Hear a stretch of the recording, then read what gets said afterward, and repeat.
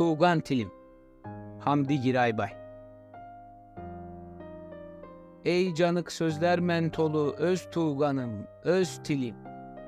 Derdimnin kalbimnin kulu öz tuğganım, öz tilim. Sen men tuğdum, sen men östim, sen men kirsem mezarga. Sen yazdırdın, sen coşturdun, koydun beni bu zarga. 130 yıl cat kolunda kulluk ettim, inledim. İnledim de cıladım da yırlarını dinledim.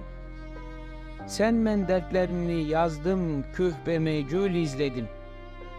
Sen men örgen sırlarımını men kalbimde gizledim. Tuğgan günü ebe anayım beni kolga alganda. Köz aydın de babayıma celbeşikke salganda. At miner mi degen bir söz eşittim men babadan. Tapmadım bir tilde bir söz, at minerden abadan. Men beşikte yuklaganda seslenip kumşaganda, güvercin dahi görüldep emmege tamşaganda. Balam balam bal tatır dep süye edi anayım. Kızcıklarım aldatır dep küle edi anayım. Kazak beni saldat alıp cet dünyaga atkanda.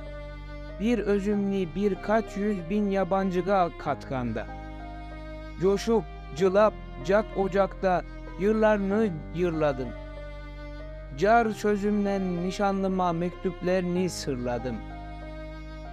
Közge alıp dinsiz beni bastırıkka salganda, karındaşım şın defterim evimizde kalganda.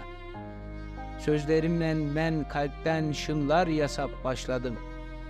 Er beyitni gönlüme bir çiçek dahi aşladım. Sırtının itimeni horlap öz esiri etkende. Öz curtumdan ayrılıp uzaklara ketkende. Ayındı benim öz köyüm subaşı Nayman dedim. Senin közün torlaganda men de cılayman dedim. Delikanlı yaş çağımda toydan toyga cürgende. Mıyık bürüp perçem tarap kız evine kirgende. Sözlerim ben kavram sarıp şın uydurup şınladım. Aydan ayım tilinden de kız cevabın anladım. Şu beyitler sinip kaldı tamarıma, kanıma.